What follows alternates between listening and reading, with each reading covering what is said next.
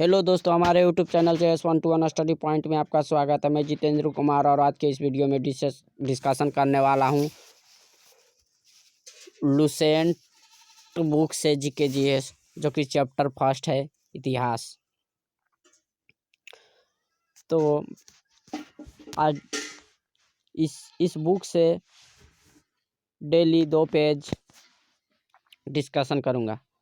उत्तर में हिमालय से लेकर दक्षिण में समुद्र तक फैला यह उपमहाद्वीप भारतवर्ष के नाम से ज्ञात है। किस नाम से ज्ञात है? तो भारतवर्ष के नाम से ज्ञात है, जिसे महाकाव्य तथा पुराणों में क्या कहा जाता है? तो भारतवर्ष कहा जाता है।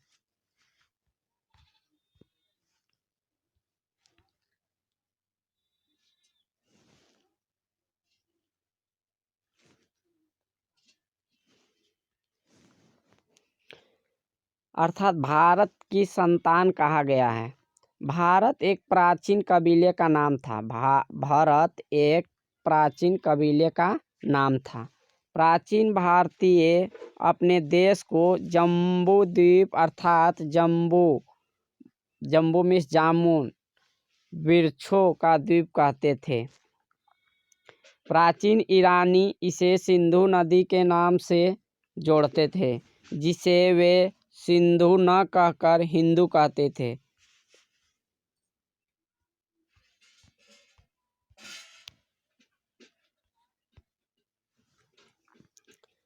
सिंधु न कहकर हिंदू कहते थे।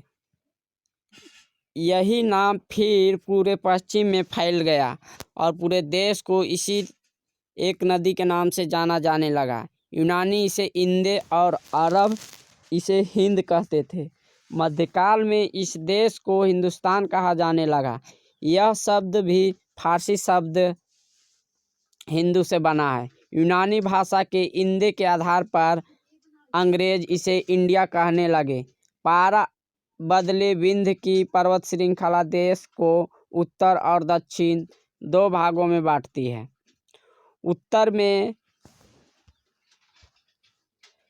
उत्तर में इंडो यूरोपीय परिवार की भाषाएं बोलने वालों की और दक्षिण में द्रविड़ परिवार की भाषाएं बोलने वालों को बहुमत कहते हैं।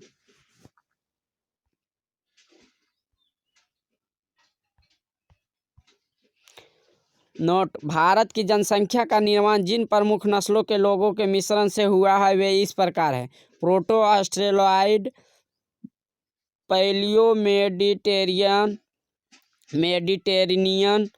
काकेशॉइड, निग्रोइड और मंगोलॉइड। भारतीय इतिहास को अध्ययन की सुविधा के लिए 3 भागों में बांटा गया। भारतीय इतिहास को अध्ययन की सुविधा के लिए कितने भागों में बांटा गया? तो 3 भागों में बांटा गया। कौन कौन? प्राचीन भारत, मध्यकालीन भारत एवं आधुनिक भारत।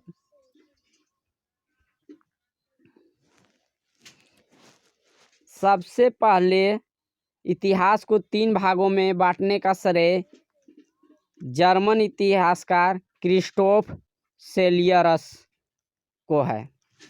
सबसे पहले इतिहास को 3 भागों में बांटने का श्रेय किसे जाता है? तो जर्मन इतिहासकार क्रिस्टोफ सेलियरस को।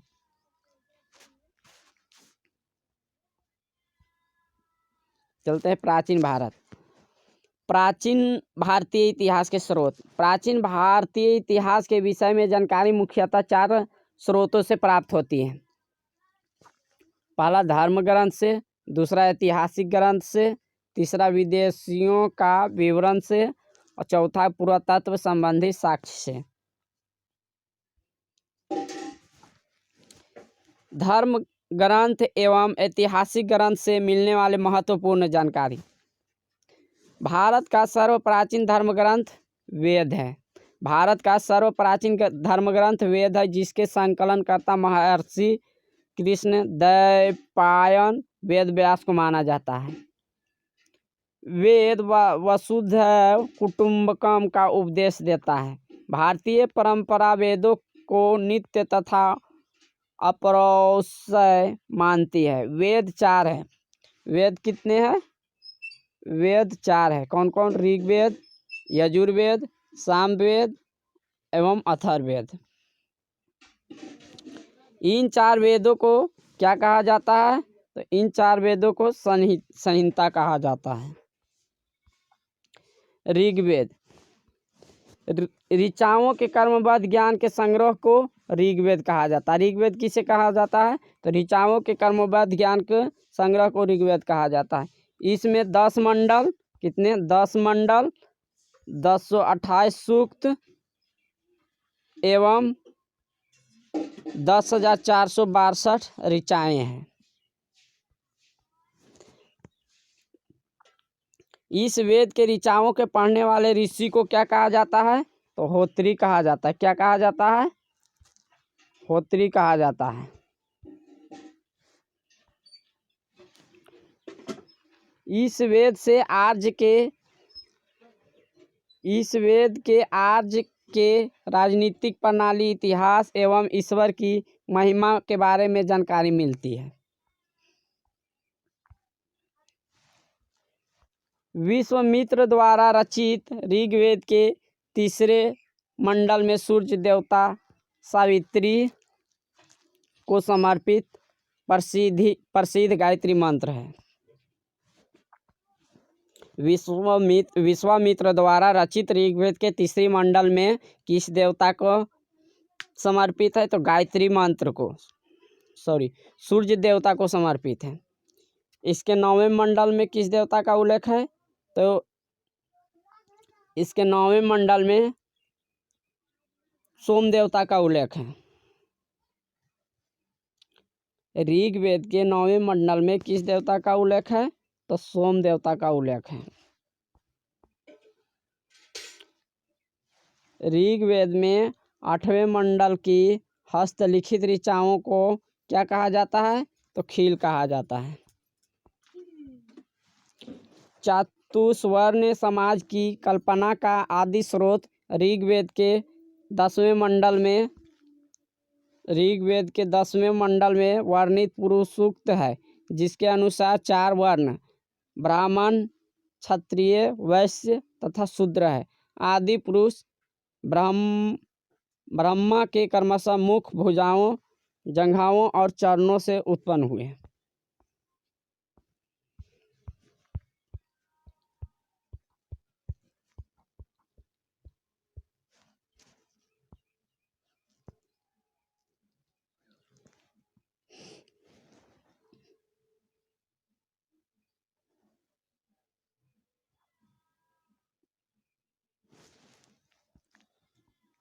ऋग्वेद के कई परिच्छेदों में प्रयुक्त अधन्य शब्द का संबंध किससे है? तो गाय से है। अधन्य शब्द का संबंध किससे है? गाय से है। धर्म सूत्र 4 प्रमुख जातियों की स्थितियों, व्यवसायों, दायित्वों, कर्तव्यों तथा विशेषाधिकारों में स्पष्ट विभेद करता है। वर्तमान में प्रचलित ग्रेगोरियन कैलेंडर, ईसाई कैलेंडर या जूलियन कैलेंडर ईसाई धर्मगुरु ईसा मसीह के जन्म वर्ष पर आधारित है। ग्रेगोरियन कैलेंडर किसके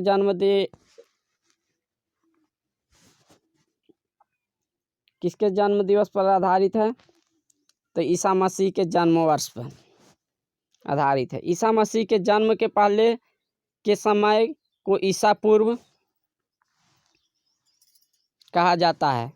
ईसा पूर्व में वर्षों की गिनती उल्टी दिशा में होती है। जैसे महात्मा बुद्ध का जन्म 563 ईसा पूर्व में एवं मृत्यु 483 ईसा पूर्व में हुआ था।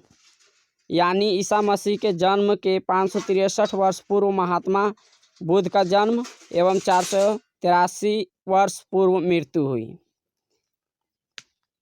ईसा मसीह के जन्म तिथि से आरंभ हुआ सन ईसवी सन कहलाता है। ईसा मसीह के जन्म तिथि से आरंभ हुआ सन ईसवी सन कहलाता है। इसके लिए संक्षेप में ईसवी लिखा जाता है। ईसवी को लैटिन भाषा के शब्द एडी में लिखा जाता है। एडी यानी एनो डोमिनी, जिसका शाब्दिक अर्थ है in the year of lord. वामनावतार के 3 पंगों के आख्यान का प्राचीनतम स्रोत ऋग्वेद है। वामनावतार के 3 पंगों के आख्यान का प्राचीनतम स्रोत क्या है? तो ऋग्वेद है। ऋग्वेद में इंद्र के लिए 250 तथा अग्नि के लिए 200 ऋचाओं की रचना की गई है। ऋग्वेद में इंद्र के लिए 250 तथा अग्नि के लिए 200 ऋचाओं की रचना की गई है। नोट: प्राचीन इतिहास के साधन के रूप में वैदिक साहित्य में ऋग्वेद के बाद शतपथ ब्राह्मण का स्थान है। प्राचीन इतिहास के साधन के रूप में वैदिक साहित्य में ऋग्वेद के बाद किसका स्थान है? तो शतपथ ब्राह्मण का स्थान है। यजुर्वेद सस्वर पाठ के लिए मंत्रों तथा बलि के समय अनुपालन के लिए नियमों का संकलन यजुर्वेद कहलाता है। इसके पाठनकर्ता को अध्वर्यु कहते हैं। यजुर्वेद में यज्ञों के नियमों एवं विधि विधानों का संकलन मिलता है। यजुर्वेद में यज्ञों को नियमों एवं विधि विधानों का संकलन मिलता है। इसमें बलिदान विधि का भी वर्णन है।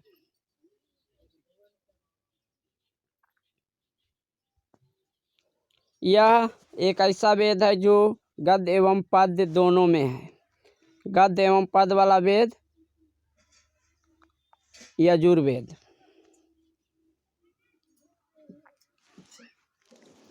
सामवेद, साम का शाब्दिक अर्थ है गान। साम का शाब्दिक अर्थ है गान। इस वेद में मुख्यतः यज्ञों के अवसर पर गाए जाने वाले ऋचाओं का संकलन है। इसके पाठककर्ता को उद्धृत कहते हैं। सामवेद जो पढ़ता है उसे क्या कहते हैं? तो उद्रात्री कहते हैं। इसका संकलन ऋग्वेद पर आधारित है। इसे भारतीय संगीत का जनक कहा जाता है। भारतीय संगीत का जनक किसे कहा जाता है? तो सामवेद को। यजुर्वेद तथा सामवेद में किसी भी विशिष्ट ऐतिहासिक घटना का वर्णन नहीं मिलता है।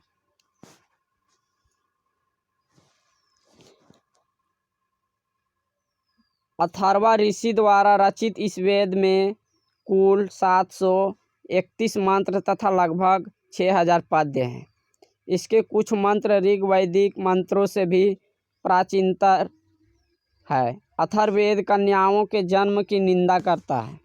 अथर्ववेद कन्याओं के जन्म की निंदा कौन सा वेद करता है? अथर्ववेद करता है। कन्याओं के जन्म की निंदा कौन करता है? तो अथर्ववेद करता है। ऐतिहासिक दृष्टि से अथर्ववेद का महत्व इस बात में है कि इसमें सामान्य मनुष्यों के विचारों तथा अंधविश्वासों का विवरण मिलता है।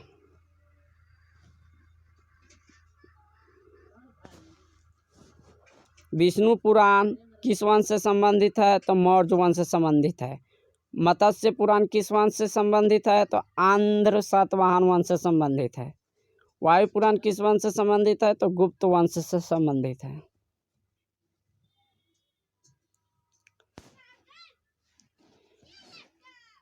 पृथ्वी सूक्त अथर्ववेद का प्रतिनिधि सूक्त माना जाता है। इसमें मानव जीवन के सभी वृक्षों, गृह निर्माण, कृषि की उन्नति, व्यापारिक मार्गों का गहन, रोग निवारण, समन्वय, विवाह तथा प्रणय गीतों, राजभक्ति, राजा का चुनाव, बहुत से वनस्पतियों एवं औषधियों, शाप वशीकरण, प्रायश्चित, मातृभूमि, महात्म्य आदि का विवरण दिया गया है।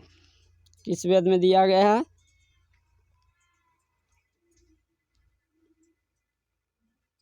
तो अथर्ववेद में दिया गया।